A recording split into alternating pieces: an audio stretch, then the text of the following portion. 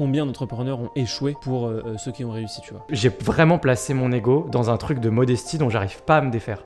Mais là, pour l'IA, je sais pas, j'ai un petit goût amer. J'ai un peu l'impression qu'on m'a menti. J'ai aucun syndrome de l'imposteur. Tu deviens un serial entrepreneur. Faut pas non plus sacraliser tant que ça la création d'une société, c'est ça que je veux dire. Moi, dans mon dashboard, j'ai des gens qui ont acheté la formation il y a 6 mois et qui ont jamais ouvert une seule leçon. Il y a 2 éléphants dans la pièce dont il faut qu'on parle, Louis. Il y en a un premier qui me concerne, hein, c'est évidemment le lancement de ma startup. Mais il y en a un autre, ça fait 2 semaines qu'on n'a pas fait d'épisode. Et du coup, je pense que tu n'es pas passé à côté de la sortie de GPT-4o. Tu n'es pas passé à côté. Je ne suis pas passé à côté de la sortie. J'ai récemment utilisé ChatGPT pour quelque chose, et quand je dis récemment, c'est cet après-midi, qui m'a plus que bluffé, c'est-à-dire que je n'avais pas été autant bluffé par l'IA que depuis la sortie de ChatGPT. Je ne me suis pas plus intéressé que ça à ce que faisait ChatGPT-O. J'ai vu 2-3 trucs, mais pas plus que ça. Toi un peu plus ? Ok, ouais, moi j'ai vraiment regardé la conférence en live sur leur chaîne YouTube. Et en fait, c'est l'IA en général et les IA génératives là depuis 1 an, 2 ans, a ce truc un peu agaçant d'avoir l'impression qu'il y a une révolution toutes les semaines. Et il y a des gens qui sont passionnés de ça, qui font du contenu, quand on parle toute la journée. Et ça crée une armée de gens qui sont ultra branchés IA de partout. Et je me dis, ces gens-là, ils doivent, le jour où, peut-être ce jour n'arrivera jamais, mais je vais dire le jour où ils arrêtent de parler, où il n'y a plus d'histoire d'IA générative toutes les semaines, ou je sais pas, où ils changent de passion dans leur vie, la vie doit paraître fade en fait. Quand t'as l'impression toutes les semaines qu'il se passe un truc de dingue, parce que regarder des chaînes YouTube qui parle d'IA, toutes les semaines, tu as l'impression qu'il y a une révolution. C'est fatigant. Ouais. Je sais pas si toi tu suis du contenu un peu IA, mais moi ça me fatigue. Moi je regarde plus. En fait, c'est que du coup les nouvelles news paraissent moins incroyables. Là, c'est quand même celle qui sort un petit peu du lot depuis pas mal de temps. Mais perso, oui, à chaque fois déjà que je vois que ça concerne Claude ou Gemini, je passe. Hein. C'est déjà plus intéressant. Alors attends, la dernière conf de Google, elle est chouette. Elle est chouette aussi quand même. J'ai regardé en accéléré pas mal de choses. L'intégration de Gemini dans Google, elle est sympa. Puis surtout, ils ont un arbitrage par la distribution. Parce que du coup, en fait, que t'aimes ou pas Gemini, que tu trouves ça bien ou pas bien, à partir du moment où ça marche, sans être exceptionnel, si ça marche, ils peuvent mettre Gemini devant les yeux de milliards d'utilisateurs en un claquement de doigts. Et ça fait toute la différence. Et malheureusement, c'est ce qui fait que certains prédisent que Gemini peut prendre l'ascendant sur OpenAI, et je comprends pourquoi on peut penser ça. Parce qu'il y a quand même un arbitrage très fort sur la distribution. Quand tu es Google, du coup, tu as un avantage concurrentiel absolument déloyal, quoi. Donc de ce point de vue-là, c'est assez fort ce qu'ils ont proposé. Je ne sais pas pourquoi, j'ai l'impression que ça reste un peu ésotérique, ou pas réel, ou juste des démos dans des conférences. Je ne sais pas pourquoi je me dis, ouais, ils ont présenté ça, ça arrive dans les mois à venir, mais plus tard. Et tu vois, c'est toujours plus tard. Donc, je sais pas, j'ai l'impression que ça va pas arriver la semaine prochaine ni le mois prochain, alors que normalement, c'est censé être là ces prochains mois. Pour le Gemini, en tout cas, dans Google. Et puis, les intégrations qu'ils ont avec toute la suite, Gmail, tout Google Workspace, tout ce qu'ils font. Il y a plein d'intégrations dans tous les sens. Il y a comment ils décrivent ça ? Un mode de fonctionnement agentique où en gros tu donnes une instruction de base et ensuite il va à travers une suite d'outils faire tous les trucs. Donc il y avait un exemple, par exemple, tu lui dis je veux me faire rembourser dans l'article que j'ai commandé sur une boutique e-commerce et il va tout de suite, tout seul dans Gmail, retrouver les emails, essayer de déclencher la procédure, etc., te donner des indications. Et donc ça marche à travers plusieurs outils. Ça c'est un fonctionnement qui est assez intéressant. J'aimerais bien voir dans la pratique ce que ça donne. Parce que du coup, ça fait des démos qui sont très chouettes avec du motion design sympa et tout. Mais dans la pratique, j'attends de voir ce qu'on peut vraiment faire avec, outre les exemples qu'ils ont évoqués dans la conf. Mais non, il y a vraiment des outils. Et puis, ils ont annoncé quelque chose de similaire à GPT-4o aussi. Donc, ça s'appelle Astra, il me semble, qui est un merge de quelque chose de textuel, enfin un chat comme ChatGPT et tout, mais aussi avec de la vision où tu peux utiliser ta caméra, lui montrer des choses, il est capable d'analyser en temps réel. Et de se souvenir, même tu lui montres un truc, il se souvient il y avait des exemples avec une pomme sur un bureau, il lui demande 15 secondes après, il y avait quoi sur le bureau déjà ? Ouais, c'était une pomme. Et c'est assez bluffant, quoi. C'est marrant, c'est qu'on s'extasie de trucs vraiment bidons, quoi, en fait. Mais moi, c'est les premiers pas d'un bébé, quoi, c'est vraiment ça. C'est les premiers pas d'un bébé. Premièrement, rien à foutre des premiers pas d'un bébé. Deuxièmement, non, je plaisante évidemment. Ça va avec le personnage, je comprends. Deuxièmement, moi, le truc qui m'embête un peu, c'est justement cette histoire de ça va arriver, ça va être incroyable et tout. Et en fait, vu qu'ils font que nous teaser des trucs, au moment où ça arrive, on est déjà sur les teases d'après. Et du coup, bah, ça passe juste, voilà quoi. Par exemple, le fait qu'ils aient intégré de la génération d'images dans ChatGPT avec DALL-E, ça n'a pas non plus fait un énorme truc. Déjà, parce que premièrement, on va pas se mentir, c'est pas incroyable. C'est pas, non, c'est pas incroyable. C'est pas, j'ai plus le nom, mais c'est pas l'autre. C'est compliqué à utiliser concrètement. Enfin, c'est pas, tu vois. C'est pas hyper cool, c'est pas hyper agréable. Moi, j'ai l'impression que master quoi, concrètement, et savoir itérer, savoir machin et tout, c'est juste trop chiant par rapport à Shutterstock. Je suis désolé, mais Shutterstock, c'est encore infiniment plus simple que DALL-E et ce que tu veux, quoi. Mais les avantages sont pas les mêmes non plus. Non, c'est ça. Mais j'ai l'impression que le vrai moment où va y avoir la vraie différence, le jour où ça va vraiment, enfin, on va entrer dans une nouvelle ère, c'est le moment où on va pouvoir avoir une discussion avec lui comme j'ai une discussion avec toi là. J'ai l'impression qu'à ce moment-là, pour tout le monde, non, commence pas à me dire GPT-4o et tout, j'ai vu, c'est nul. Moi, je veux. Qu'est-ce qui est nul? T'as pas regardé la démo? J'ai pas vu la démo. T'as regardé la démo de la conférence officielle OpenAI? Pas des gens qui en parlent et tout? C'est hyper bluffant. C'est des vraies conversations qu'ils ont avec elle. Ils ont carrément essayé de simuler vraiment des émotions. T'as vraiment l'impression de quelqu'un qui... Enfin, je veux dire, il y a les premières vidéos de gens qui disent « ça y est, je suis en couple avec OpenAI ». Ça y est, c'est lancé le truc. Oui, mais c'est pas sorti. Ah si, c'est disponible, mais pas pour tout le monde, a priori. Alors, ça dépend de quoi on parle. La partie vision est pas dispo, je crois. Moi, je sais que j'y ai pas accès, mais moi, je suis en France. Donc... oui. Aux États-Unis, il me semblait qu'ils avaient accès à la partie vision et tout. Déjà, c'est pas le cas? La partie vision, je sais pas. Moi, j'ai essayé de discuter avec lui. Oui, non, mais c'est nul à chier pour l'instant. C'est nul à chier, c'est nul. Non, mais quand je dis c'est nul à chier, non, c'est très bien, juste. Enfin, c'est aussi bien que GPT-4 avant, c'est juste un peu plus rapide et tout. La partie prompt, ça répond vachement plus vite GPT-4o, ça, ok. Effectivement, c'est très très rapide, ça change de GPT-4, ça fait plaisir. Par contre, la partie discussion et tout, c'est vraiment la partie la plus buffante de la conf, et ça, on l'a pas. Ils ont dit que ça allait sortir ces prochaines semaines, je crois. Et effectivement, la partie discussion, normalement, ça répond en temps réel et tout. Il y a plein de gens sur Internet qui disent que ça marche et qu'ils y ont accès. Donc, c'est juste toi et moi qui n'y avons pas accès.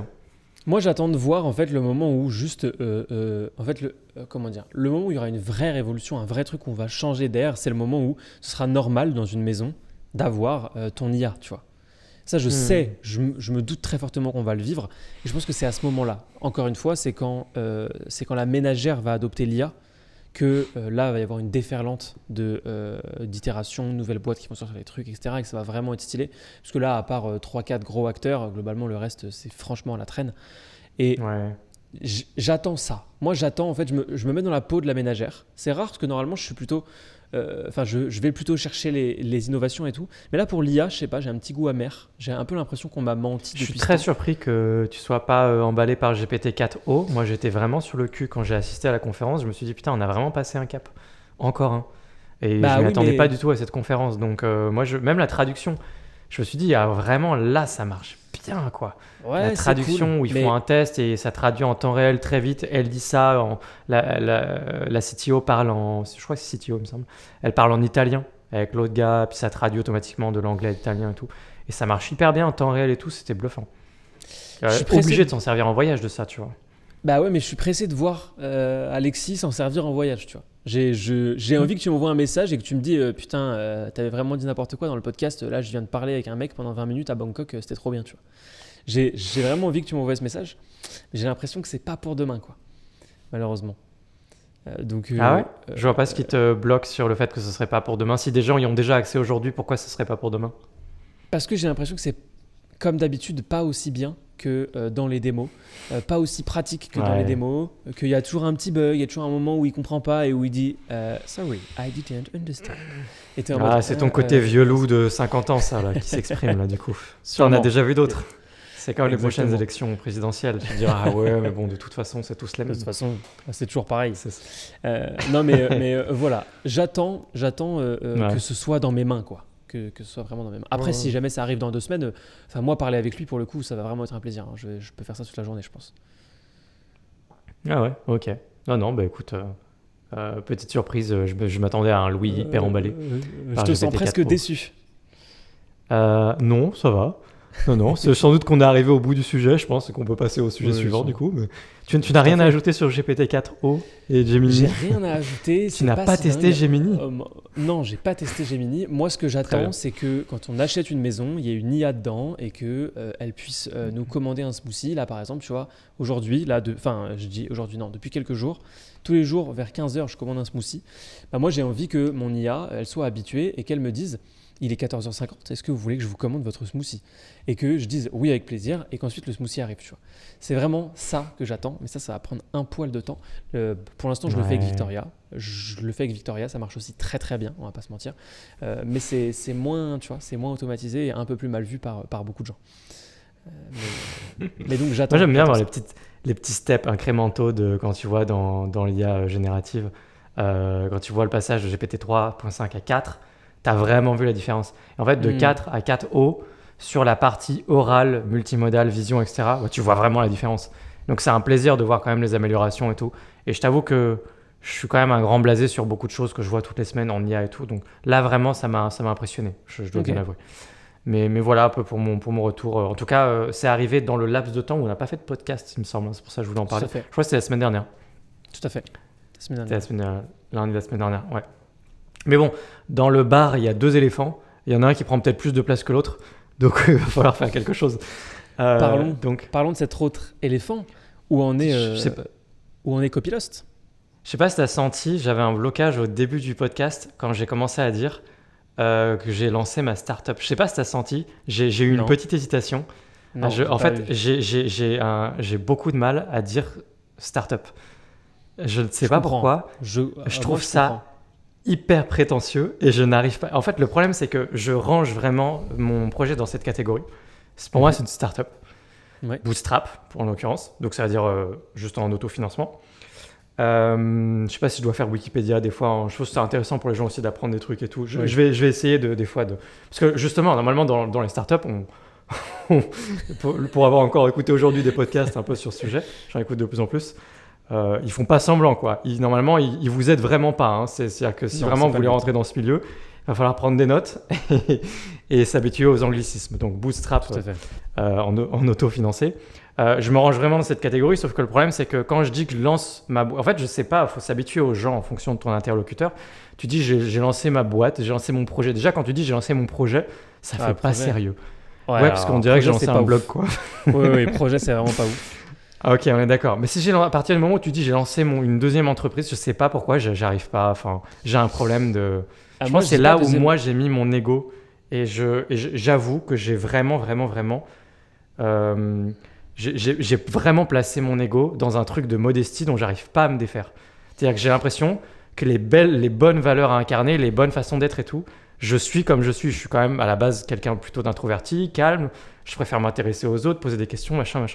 Donc quand je dois dire un truc sur moi, mon cerveau il est dans une espèce de bug, dans une loupe infernale, de dire attends, c'est quoi le mot que je dois choisir pour décrire ce que je fais sans avoir l'air prétentieux. Et j'ai pas d'option parce que si je dis j'ai fait une entreprise, ça fait voilà, j'ai monté ma deuxième entreprise, oui d'accord. Et c'est un petit côté, et toi tu fais quoi, tu vois? Si je me dis j'ai monté ma startup, ça fait prétentieux. Je sais pas, j'aime pas dire j'ai lancé une startup. On dirait que ma boîte elle est au-dessus des autres, quoi. Moi j'ai fait une startup.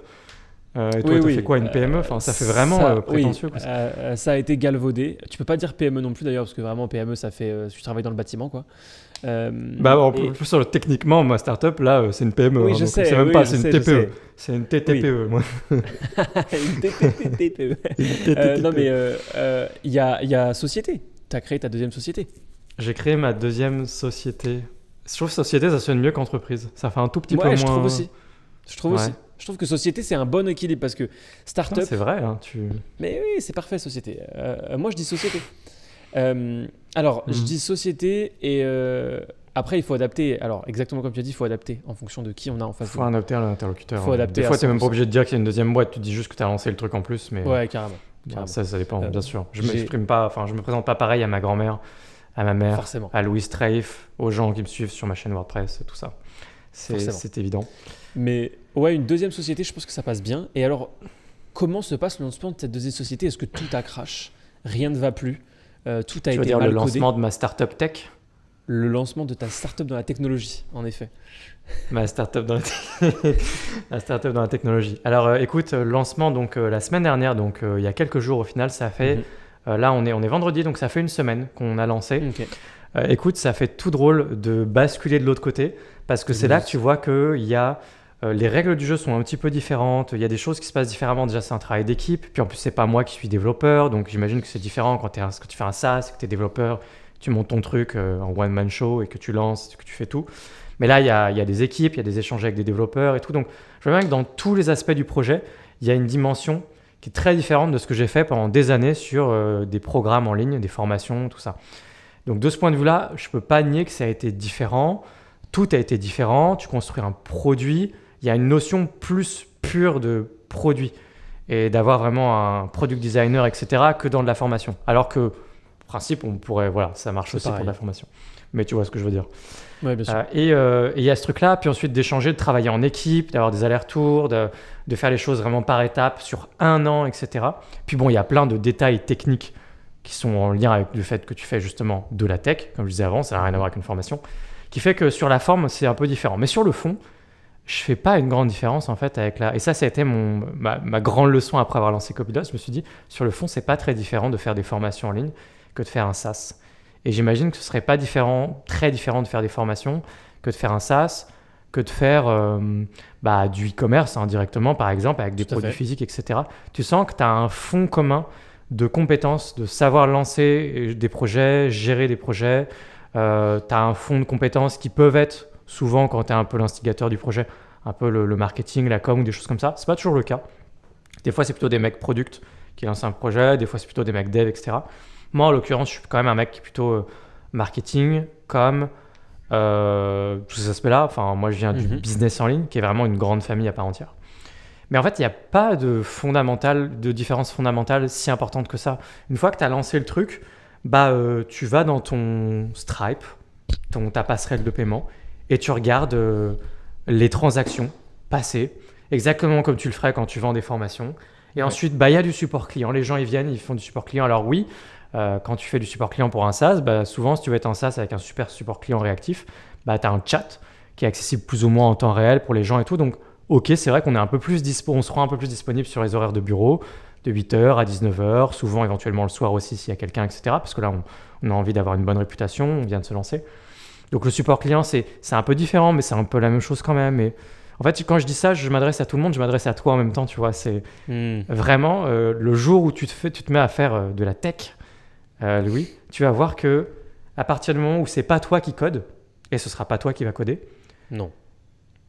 Il n'y a pas une différence importante entre ce que tu imagines pouvoir être vrai et ce qui peut être vrai. C'est-à-dire que si toi, demain, tu imagines un SaaS, un CRM, un outil de prise de notes, ce que tu veux, et tu te fais un petit design, une petite maquette, ça a été probablement une force pour moi de pouvoir m'exprimer directement. Alors, en faisant moi-même une maquette et tout pour les devs, ça a été très utile. Et que toi, tu es tout à fait capable de faire ça aussi. Tu fais ça sur WordPress, peut-être plus simple que sur Shopify, je pense, pour faire ça. Sinon, tu apprends un logiciel pour faire des trucs comme ça, Figma ou autre. Et du coup, voilà, tu dis, je veux ça. Et ensuite, vous discutez avec le dev et dit, OK, peut-être que ça n'a pas exactement marché comme tu imaginais parce que, évidemment, tu t'es pas mis de limite, tu t'es pas fixé de limite quand tu as imaginé ton truc. Dans la vraie vie, il peut y avoir des limites. Mais il peut aussi ne pas y avoir de limites sur plein de sujets. C'est-à-dire que la plupart des trucs que tu imagines, ça peut être exactement ce que tu avais imaginé. Moi, c'est ce qui s'est passé pour 90% des trucs, tu vois. Et donc, voilà, ensuite, il y a quelqu'un qui... Voilà, donc après, c'est du management, de la communication interne, etc. Pour avancer sur ton projet. Puis à la fin, tu as un produit, tu délivres un produit, tu fais du support client, tu livres ton produit. Ensuite, il faut faire du marketing, il faut vendre, il faut dire, OK, quels sont mes leviers d'acquisition? Ah, OK, j'ai déjà une audience, je fais de la création de contenu, ça tombe bien, j'ai pas besoin d'aller chercher mes clients. Je fais déjà de l'inbound marketing, tu vois. Je sais pas si les gens ont compris. De l'inbound marketing. Mais du coup, sinon, voilà, où est-ce que je vais chercher mes clients sur LinkedIn, etc. C'est la même chose. Et là vraiment, j'ai l'impression d'avoir percuté ça la semaine dernière en me disant business is business, quoi. C'est la même chose. J'ai pas sorti de profonde différence. J'ai l'impression de faire la même chose, mais en un peu différent. Juste sur la forme, mais pas sur le fond. Ouais, je vois. Ouais, ça m'étonne. Pour le coup, ça m'étonne pas du tout. Et ce côté forme et fond, c'est typiquement forme, c'est ce que tu vends, et fond, c'est fond, c'est ce que tu vends, et forme, c'est ce que tu fais au quotidien, quoi. Donc effectivement, au quotidien, du coup, ça va pas changer grand-chose. Ce qui est intéressant, c'est que je sais pas comment dire ça, mais je trouve ça un poil plus engageant pour les gens de souscrire, etc. C'est plus c'est un plus gros engagement en fait, tout simplement. Et puis aussi des formations, on peut en acheter plein, mais des hébergeurs en général, on en a qu'un. Donc ça pour moi c'est un gros point important, c'est que tous les gens qui deviennent clients chez toi ont une grande confiance. Donc c'est un point assez important. Chaque personne qui passe à l'action, bingo, a une grande confiance, et c'est de manière générale vrai quand tu fais un SaaS, plus que quand tu fais de la formation. Je pense que la formation, enfin on a toi et moi dans nos... On a plus de responsabilités aussi là, pour l'hébergeur. Largement. Largement. Dans nos stats, moi dans mon dashboard, j'ai des gens qui ont acheté la formation il y a 6 mois et qui n'ont jamais ouvert une seule leçon, qui n'ont pas envoyé de mail, pas demandé de remboursement et tout. Pour un SaaS, je pense que ça va un peu moins arriver. Il y a forcément des gens qui ne vont pas l'utiliser au max de son potentiel, mais juste payer l'abonnement pendant des années sans rien faire, il y a peu de chance. Donc les gens sont plus engagés, il y a plus de responsabilités et tout, c'est intéressant. C'est vrai que là, c'est pour le coup, c'est typiquement des notions très courantes aussi dans le milieu des startups, parce que dans le milieu SaaS, il y a souvent des notions d'abonnement. C'est le business model le plus courant. Et donc, qui dit business model en abonnement dit MRR, ARR, etc. Et ça, c'est des trucs auxquels je n'étais pas trop confronté effectivement en faisant de la formation. Donc, MRR, c'est pour Monthly Recurring Revenue, donc le revenu récurrent. En gros, c'est les abonnements, tout simplement. Mais s'exprimant en MRR, c'est le fait que vous gardez vos clients, en fait, mois après mois. Donc, quand vous exprimez en MRR, c'est du revenu prédictible et récurrent, c'est intéressant. Et ARR, qui est la même chose, mais à l'année. Ce qui est assez courant, du coup, pour du hosting, comme moi je fais, puisque la plupart des gens vont s'abonner justement plutôt à l'année qu'au mois. Et ça, ce qui est intéressant, c'est que quand je fais rentrer un client, pas forcément très très cher, tu vois, il vient, il prend un abonnement chez moi, par exemple, de 15 balles. Ok, c'est que 15 balles. C'est pas très très intéressant, tu vois. Seulement, tu te dis, il s'est pas passé grand chose en fait. Mais en fait, ce client, il sera toujours là le mois prochain, et le mois d'après, et le mois d'après, plus les nouveaux clients. Donc, j'ai cette notion d'effet cumulé que j'ai beaucoup plus dans un hébergeur et que j'ai pas dans ce que je fais aujourd'hui, ce que je faisais avant en tout cas. Là qui m'intéresse beaucoup, mais ça je vais m'en rendre compte dans les mois et années à venir. Là c'est un peu tôt. Pour l'instant, MRR ça ressemble juste à des transactions banales. Voilà. J'attends de voir le mois prochain les mecs revenir. Il y aura des notions de churn évidemment. Le churn qui est les gens qui s'en vont. Pour les gens qui s'abonnent uniquement mensuellement, je pense que c'est des gens qui viennent voir un petit peu à quoi ça ressemble. Donc il peut y en avoir qui ne restent pas. On verra un petit peu ce que ça donne. Pour l'instant, j'ai pas de visibilité claire sur tout ça parce qu'on n'a pas encore mis en place de tableau de bord, de dashboard ou de choses qui me permettent de voir tout ça clairement. Ça va venir un peu plus tard, pas assez rapidement je pense. Mais voilà, après ça reste très enthousiasmant de bosser sur un hébergeur et j'ai énormément de gratitude d'avoir pu bosser sur tout ça pendant 1 an et d'avoir pris exactement ce que j'avais dans la tête et de l'avoir mis dans le monde réel. Ça, j'ai beaucoup de gratitude pour ça. Y a vraiment ce côté, tu vois, tu te dis ça c'est l'hébergeur parfait, il doit être comme ça. Et au début, c'est comme si j'étais passé d'un gribouillage d'enfant à un truc d'adulte, pour de vrai, tu vois, où les gens ils viennent, ils mettent leur carte, ils payent vraiment, ils mettent leur site, et c'est entre guillemets, là, je vais faire, c'est moi, mais c'est pas ce que je veux dire, tu vois, c'est mon interface, tu vois. C'est ça qui s'est passé, c'est genre, voilà, j'ai raison. Et c'est comme ça qu'il faut faire et pas autrement. Tu vois, il y a un petit côté comme ça où je me dis, ok, et je pense que c'est comme un espèce de rite de passage à l'âge adulte aussi pour moi, tu vois, encore un. Il y en a à chaque fois que tu passes des étapes importantes dans ta vie. Il y en aura probablement le jour où je vais devoir gérer de plus grosses équipes avec du monde, etc. Et il va se passer quelque chose, je pense, encore en moi.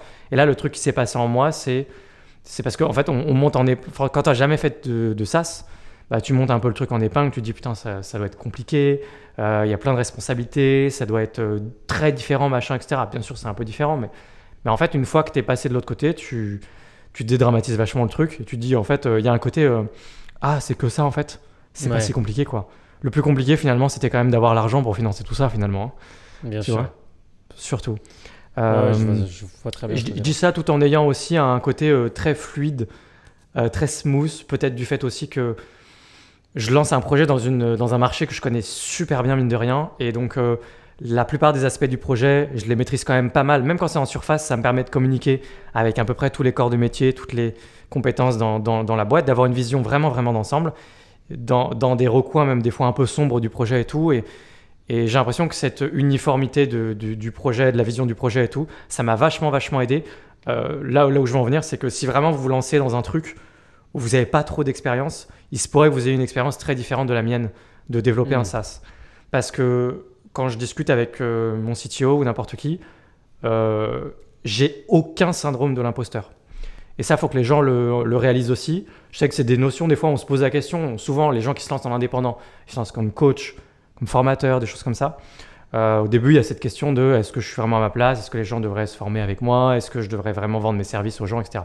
Il y a toutes ces questions. Les gens doivent apprendre à passer, je pense, du salariat à être un entrepreneur et à être à l'aise avec le fait que les gens te payent, etc. Ça vient beaucoup de là, le syndrome de l'imposteur. Mais moi, du coup, la question se pourrait se poser. J'ai monté un SaaS, j'ai fait tout ça. Enfin, il y a tous les hébergeurs. Est-ce que j'ai le syndrome de l'imposteur? Et alors, évidemment, c'est pas moi qui l'ai codé le projet. Mais il y a personne au monde qui va faire tout ce qu'on a fait. Avoir tout l'argent pour lancer le projet, être super bon dans WordPress, dans le marketing, savoir monter une audience, de savoir coder le projet, connaître toute la partie cloud et ingénieur, machin, puis je pourrais continuer comme ça. Ça n'existe pas. Ouais. Donc, et en fait, la vision produit, elle est hyper claire pour moi. Et donc, de ce point de vue-là, je me suis jamais beaucoup posé de questions sur... en fait, je sais ce que je veux. Et je pense que ça se sent pendant les rendez-vous avec les gens. J'ai compris où devait aller le produit. Je pense avoir pas mal compris. Je vais faire des erreurs en route, c'est certain. Mais je pense avoir bien compris les bonnes idées ou les mauvaises idées de features par rapport à la vision initiale du projet. Je sais faire le tri sur les choses. Je sais... Et je pense que tout ça, ça peut se sentir aussi. Je ne suis pas très hésitant en fait. On arrive vraiment à aller de l'avant et je sais ce que je fais et tout. J'imagine que quelqu'un qui se dit juste « Ah, il y a une opportunité business de faire un hébergeur WordPress » et qui n'y connaît rien dans WordPress, je pense que c'est très différent. Le produit, le processus et le résultat et l'expérience de développement du produit, etc. Donc de ce point de vue-là, je pense que les années et années d'expérience cumulées font une grosse différence au moment où tu développes le produit, mine de rien. Et c'est hyper agréable de ce point de vue-là. C'est comme si toi et moi, demain, on lançait un SaaS dans la formation en ligne. Je pense que ce serait le même genre de fluidité, où on ne serait pas là à avoir un syndrome de l'imposteur et à se poser beaucoup de questions. On sait très bien ce qu'il faut pour que ce soit une plateforme de dingue. Et tu vois ce que je veux dire? Clairement.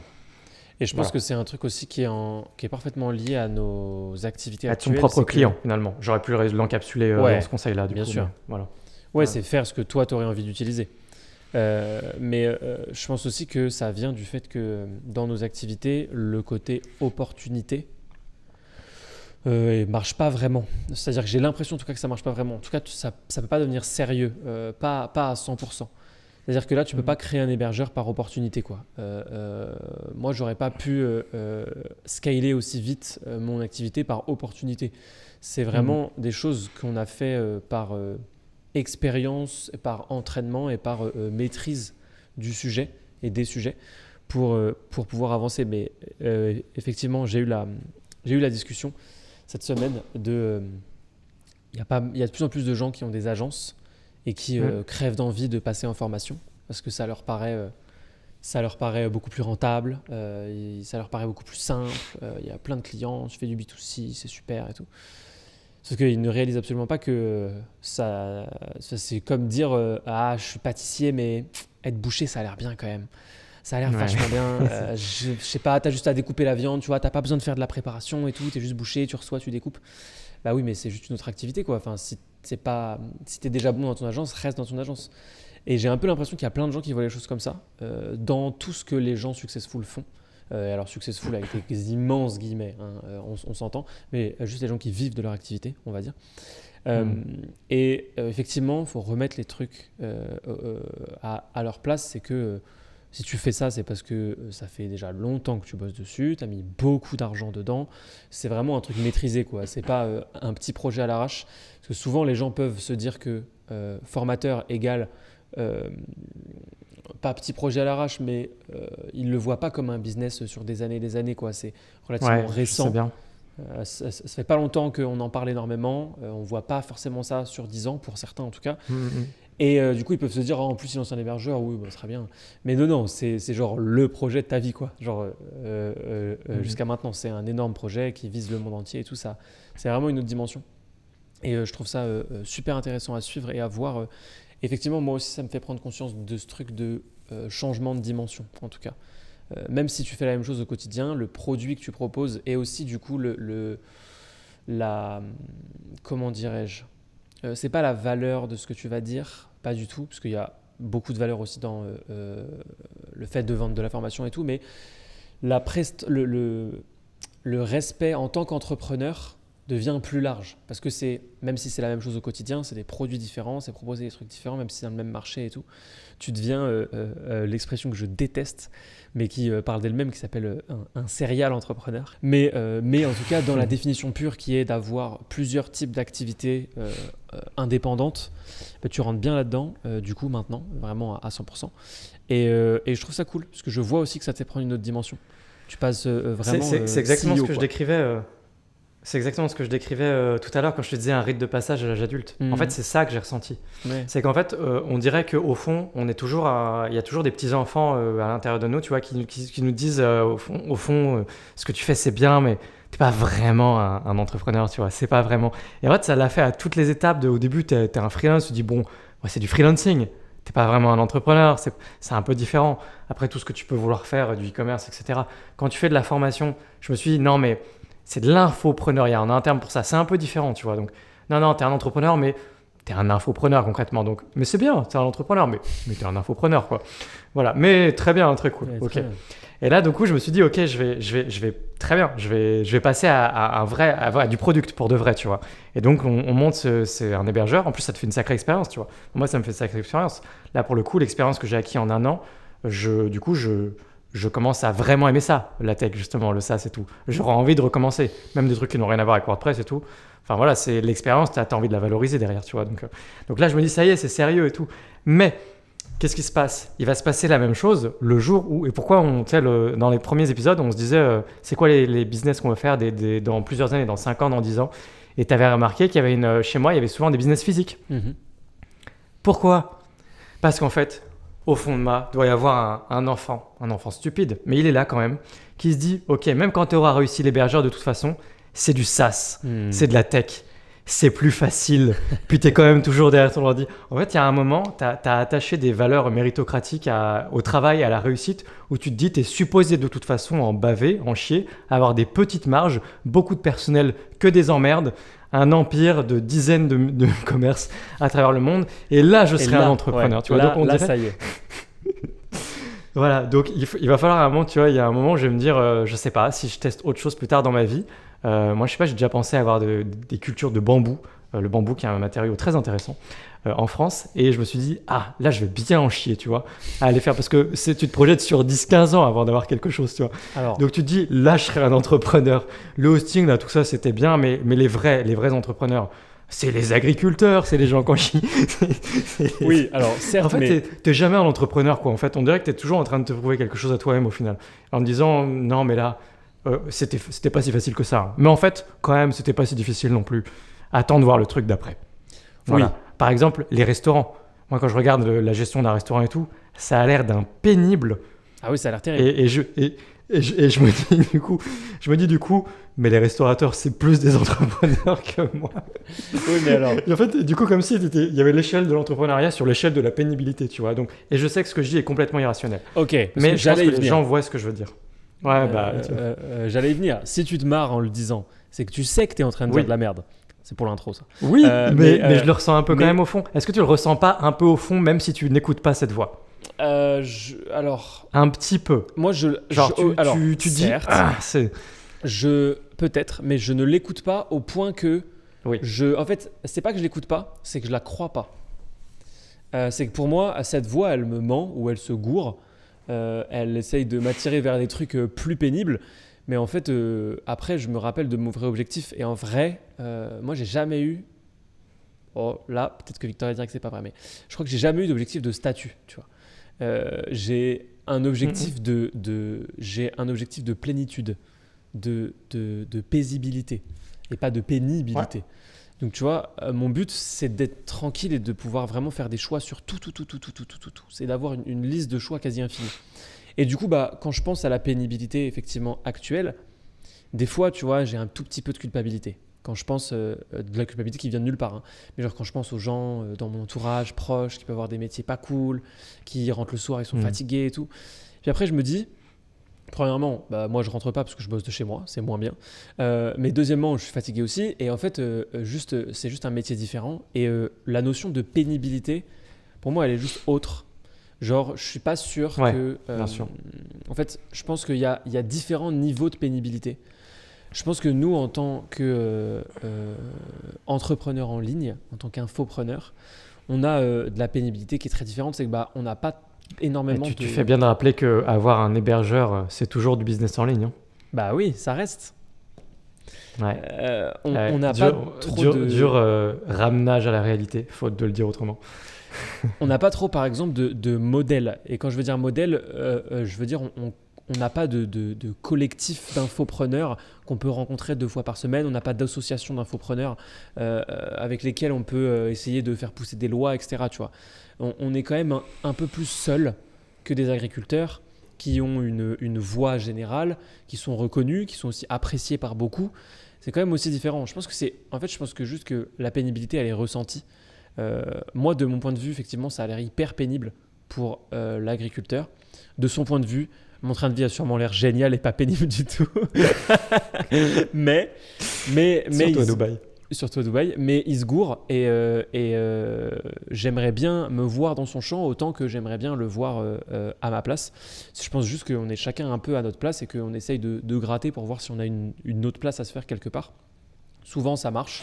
De temps en temps, ça marche pas. Je parle pour nous deux, évidemment. Et le but, c'est de trouver la pénibilité qu'on choisit, tu vois. Moi, j'en viens à me dire que si mon objectif, c'est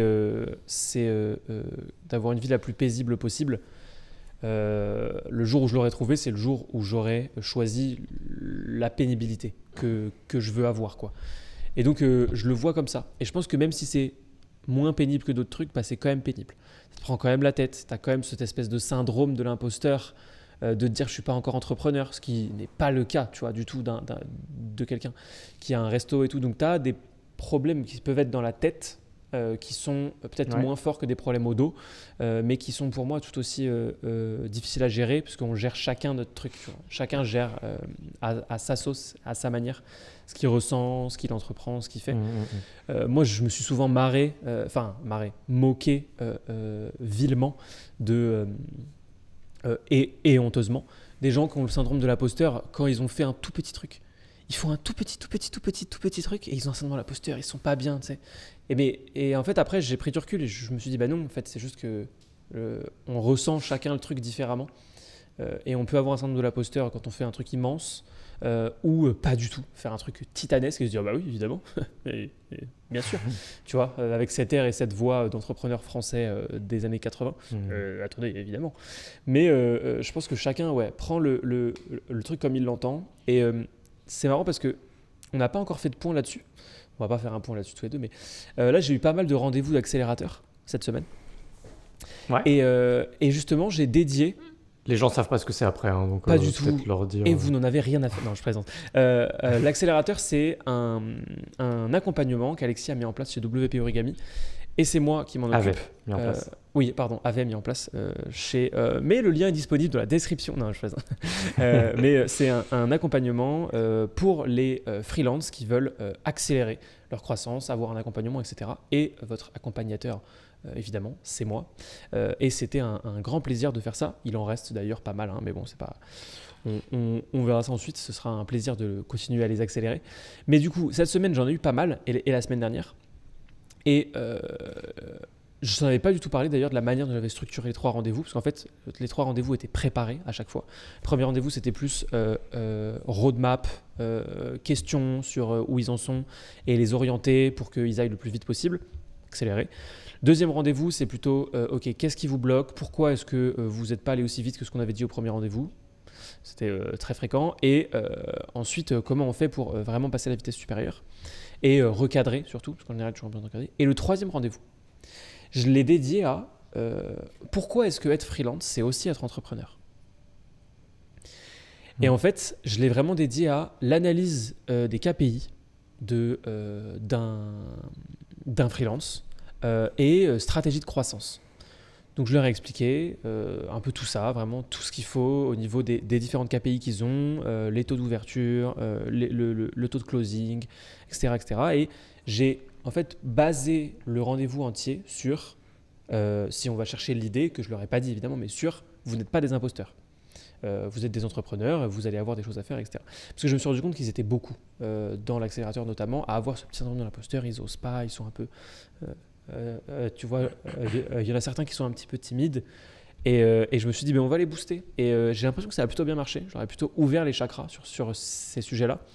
Et ça m'a fait me rendre compte moi-même qu'on est entrepreneur à partir du moment où on est indépendant et où on fait son truc tout seul. Un e-commerçant est un entrepreneur, un restaurateur est un entrepreneur et un freelance est un entrepreneur dans la définition qu'il choisit. Tu vois. Et j'ai trouvé ça plutôt cool. Je suis très libéral aussi sur la définition d'entrepreneur. J'ai l'impression que qui que ce soit qui fait l'acte d'entreprendre est par définition un entrepreneur. Ouais. Et des fois, être un entrepreneur, conventionnellement, c'est monter des boîtes, c'est ça qu'on veut dire en fait, y compris quand on le fait pour soi-même, qu'on est freelance et tout. Mais moi, je valorise plus l'acte d'entreprendre et des fois, ça n'a rien à voir avec le fait de créer une société. Quand tu entreprends quelque chose dans ta vie, tu vois, c'est vraiment, si tu le prends au sens de la définition vraiment académique française, tu entreprends quelque chose, quoi. Donc à partir du moment où tu décides de te bouger le cul et de faire des trucs, t'es un entrepreneur en fait. Et ça rentre dans ta vie perso aussi pour moi.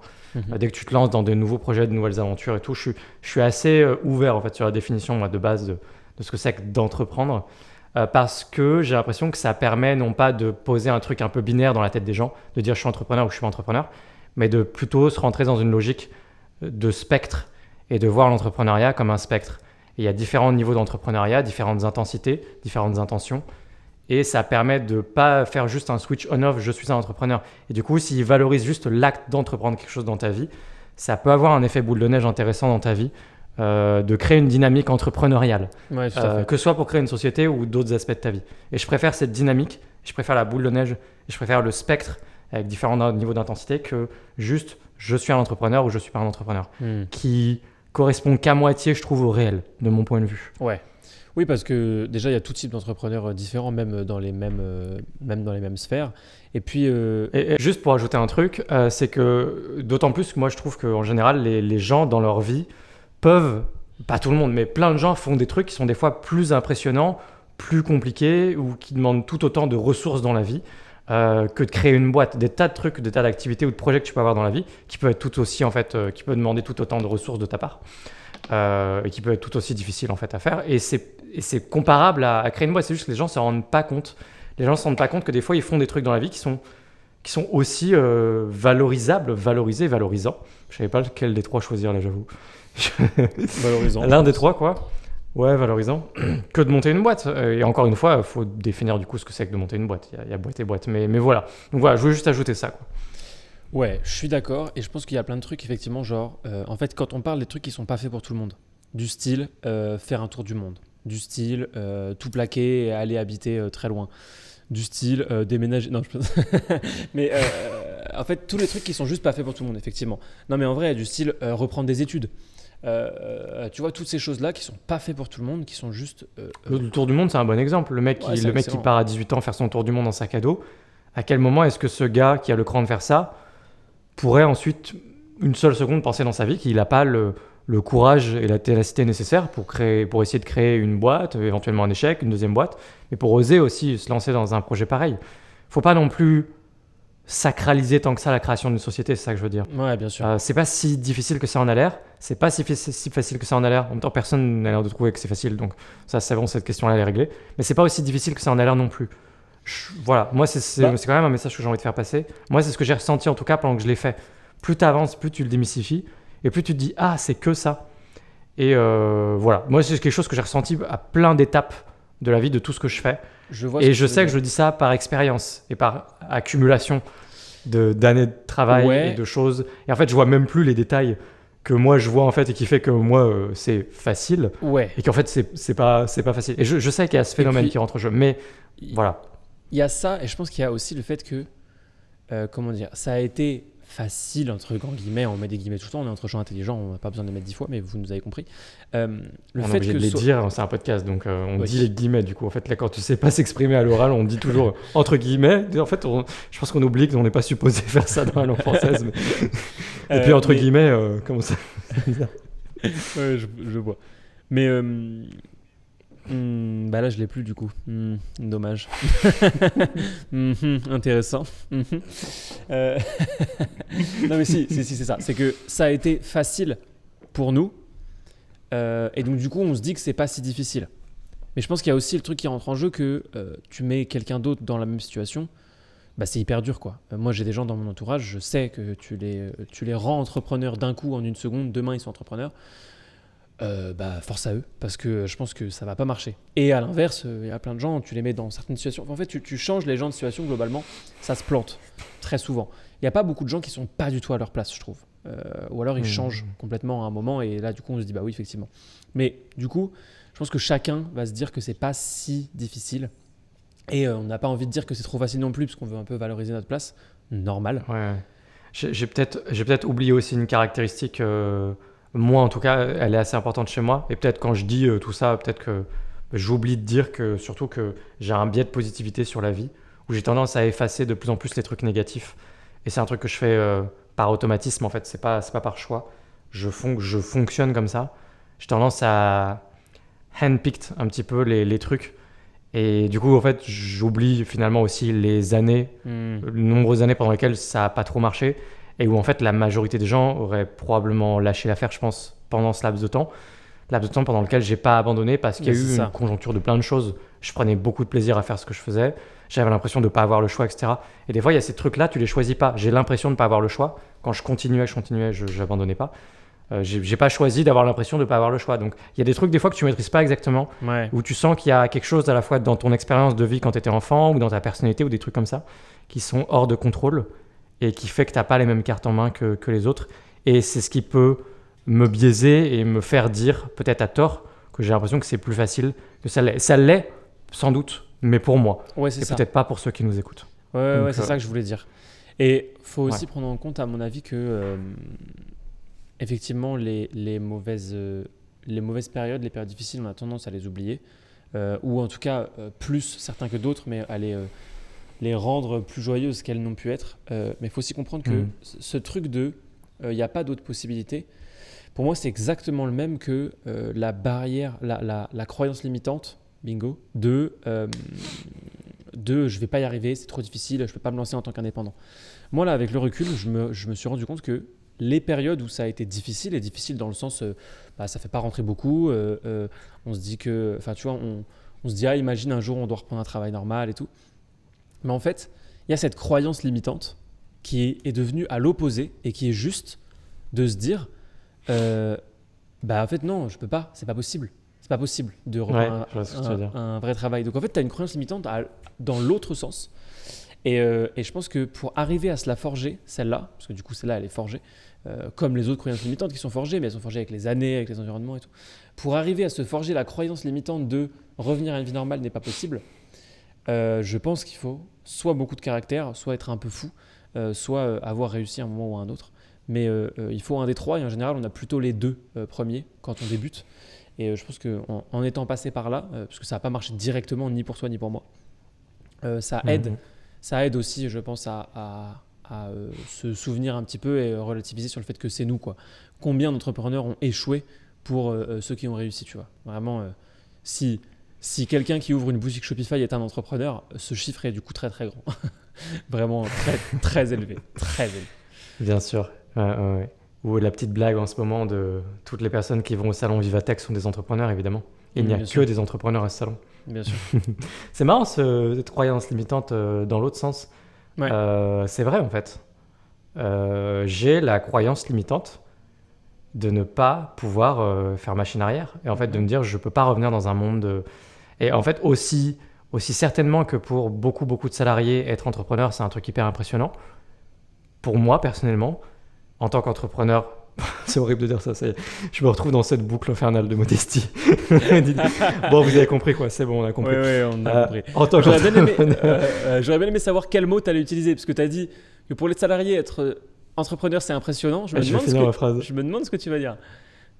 En tant qu'entrepreneur, l'idée, du coup j'ai perdu moi aussi, j'ai perdu, je me suis cassé tout seul. Non, mais en tant qu'entrepreneur, ça me semble impressionnant. L'idée de retourner en fait et d'être à nouveau salarié dans une boîte avec les codes, d'être dans une boîte avec tes collègues de travail, etc.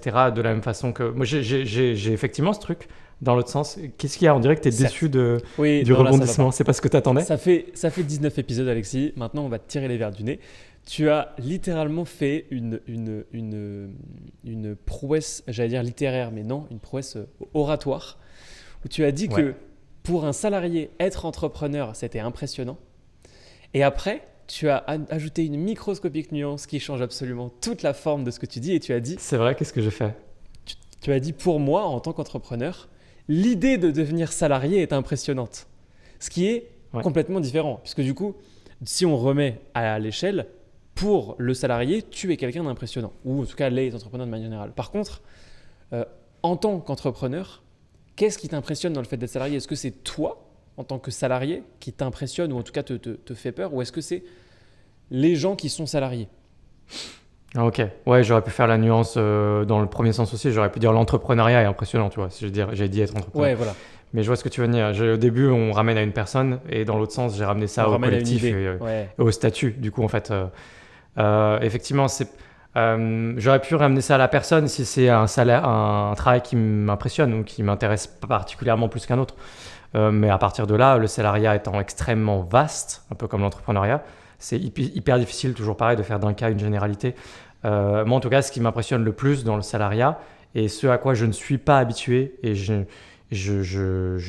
été trop peu salarié dans ma vie pour savoir ce que ça fait, c'est effectivement le fait d'être à ce point-là encadré, avec à ce point-là des horaires de travail, une semaine qui est parfaitement cadrée, très routinière, avec des tâches bien précises que tu répètes. En fait, je me pose de plus en plus la question de c'est quoi être un salarié épanoui, parce que j'ai envie d'embaucher et ça arrivera tôt ou tard dans les mois à venir. Et donc, moi, je pense que être salarié chez moi, ça peut être différent d'être salarié dans une autre boîte. Et ça, c'est ça qui m'intéresse le plus. Donc, j'essaie aussi de comprendre un peu la psychologie humaine. Est-ce que les gens viennent chercher en étant salarié ? Ils viennent pas chercher le fait d'être salarié, juste c'est ce qu'ils viennent faire, tu vois, chez toi. Et donc, d'avoir un peu finalement le sens des responsabilités un petit peu aussi à l'échelle d'une personne, même d'un salarié, à l'échelle de ses responsabilités à elle, qui n'est pas forcément gérer la boîte ou d'énormes trucs, mais il y a toujours des trucs à gérer, des décisions à prendre. Et j'ai l'impression que ça fait partie des choses déjà qui donnent du sens vraiment au travail des gens, entre autres caractéristiques. Alors je sais que là je suis en train de m'engouffrer dans un autre sujet, un peu là tu vois. Donc c'est pas tout à fait ce que je voulais faire, surtout qu'on arrive un peu vers la fin de l'épisode. Mais plus généralement, juste, si on dézoome, et juste ce qui m'impressionne juste dans le salariat, c'est juste simplement le côté d'être plus libre. En fait, je vais le dire plus simplement, c'est le côté de devoir demander la permission pour aller pisser, quoi. Concrètement, c'est un petit peu ça. Je pourrais le résumer comme ça, quoi. Et moi, par exemple, là, je me lève quand je veux, je vais marcher pour aller me dégourdir les jambes et tout. Enfin, tu vois, je vis ma vie, quoi. Je fais ce que je veux. Je n'ai pratiquement pas connu autre chose que ça. Et je ne contrôle pas non plus, je connais ça depuis des années, mais je ne contrôle pas non plus mes revenus. Si je travaille plus, je gagne plus. Et je contrôle. Enfin, il y a tout qui est différent, en fait. Et du coup, quand tu es salarié, tu n'as pas tout ça. Et du coup, je me dis, c'est dingue, en fait, de. Oui, dis-moi. Je pensais que tu allais me. Non, oui, en fait, ce qui me. Ça, je suis d'accord. Je le vois sous un angle très très légèrement différent, que je vais expliquer très rapidement. Mais je pense pas non plus qu'ils aient besoin de demander pour aller pisser. Moi, dans mes quelques expériences de salariat. C'est plus une métaphore qu'autre chose. Mais oui, je vois. Je vois très bien. Et effectivement, moi, ce qui m'impressionne au sens littéral le plus chez les salariés en général, en tout cas dans ceux qui se donnent, c'est justement le fait qu'ils se donnent pour une cause qui n'est pas la leur. Ça, c'est un truc qui est très courant chez beaucoup de gens. Il y a plein de gens qui se donnent pour des causes qui ne sont pas la leur. Mais les salariés, ils sont beaucoup. Ils sont vraiment beaucoup. Et donc, ça veut dire que ça a quand même tendance à être une caractéristique chez plein de gens. Les gens qui au quotidien défendent la planète, ok. Les gens qui au quotidien défendent les animaux, ok. C'est des gens qui se donnent à une cause ou les plus démunis, etc. Ok. C'est des gens qui se donnent à une cause qui n'est pas eux directement. Mais c'est pas la majorité des gens, quoi. La majorité des gens ne vivent pas, ne respirent pas Brigitte Bardot. La majorité des gens font juste leur petit bonhomme de chemin et tout. Et s'il faut donner 2 centimes pour les enfants avec la tuberculose, ils le font. Mais c'est pas non plus, ils mettent pas 30% de leurs revenus tous les mois, etc. Par contre, la majorité des gens sont salariés. Donc la majorité des gens se lèvent tous les matins pour une boîte qui n'est pas la leur. Et ça leur va. Et c'est ok. Et ça, je me rends compte que ça traduit peut-être quelque chose qui est dans la définition pure et simple, pure au sens littéral, de l'égoïsme chez moi, qui est que c'est quelque chose que je pourrais pas faire. J'en serais juste complètement incapable. Je serais totalement malheureux. Je pense pas avoir ce truc-là, moi, du coup. Mais je vois ce que tu veux dire. Du coup, je trouve que c'était même plus poétique, presque, d'avoir souligné ça par rapport à ce que moi j'ai souligné, qui était plus, moi, c'est plus un vice de forme, moi, tu vois. C'est genre, comment on accepte ça, qu'on travaille comme ci, comme ça. J'ai l'impression que c'est plus ça. C'est à partir du moment où moi j'ai cette souplesse, que je garde cette souplesse dans ma vie, je pense que je suis capable de bosser pour quelqu'un d'autre. Okay. Mais je pense qu'il y a un petit astérix par contre. Il y a sûrement certaines conditions. Il faut que ce soit une cause qui m'intéresse réellement profondément, qui me drive, ou un projet, ou une boîte, ou quelque chose. Genre une entreprise qui est vraiment stylée, où il y a de l'affect, peut-être par rapport à la marque. Il peut y avoir plein de choses qui rentrent en compte, je pense. Plein de choses. Mais je me vois... je trouve pas déconnant l'idée de bosser pour quelqu'un d'autre. Peut-être sous réserve aussi d'avoir des responsabilités qui m'intéressent, un département qui m'intéresse. Tu connais la notion d'intrapreneur. Peut-être que là, je vire vers la notion d'intrapreneur. Alors, entrepreneur dans une boîte. Tu veux garder de la liberté et faire ton truc, mais tu es quand même dans une boîte.